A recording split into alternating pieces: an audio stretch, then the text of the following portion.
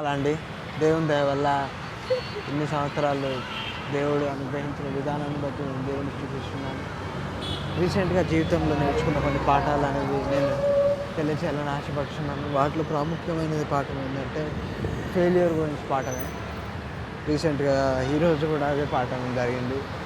మొన్న ఈడ ట్రై చేసినా ఫెయిల్ అయినా. ఇంకో చోటికి ట్రై చేసినా అక్కడ రిజల్ట్స్ వచ్చింది.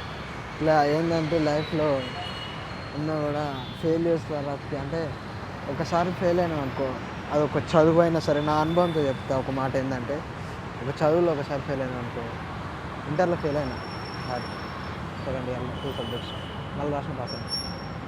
స్కాలర్‌షిప్ కూడా ఎస్‌బీఐకి అప్లై చేశాను. ఇక్కడ చింతపల్లి అక్కడిక్కడ అప్లై చేశాను. ఏమంటారు అది వచ్చేటట్టు ట్రై చేశాను కానీ అన్నీ ఫెయిల్యూర్స్ వచ్చినాయి. మళ్ళీ కోదాడికి వెళ్ళాను అక్కడ సక్సెస్ వచ్చింది. మళ్ళీ అది కూడా అదే స్కాలర్‌షిప్‌ది ఇంకో అకౌంట్ ఇది.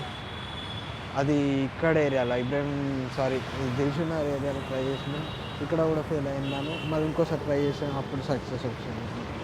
అంటే ఏంటంటే మనం లైఫ్‌లో ఫెయిల్యూర్ వచ్చినప్పుడు డిప్రెషన్ కాకుండా ఇంకోసారి ప్రయత్నించడం బెటర్ అని. పాజిటివ్ వేలో ఆలోచించడమే బెటర్ బహుశా.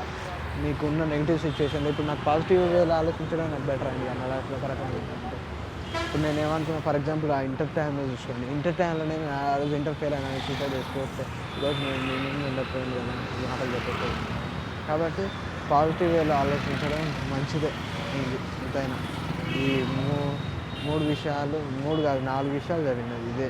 ఒకసారి ఫెయిల్యూర్ రావడం, ఫెయిల్యూర్ వచ్చినాక ఏంది పాజిటివ్ వేలోనే ఆలోచించడం, మళ్ళీ ఇంకోసారి సక్సెస్ వచ్చిందనమాట.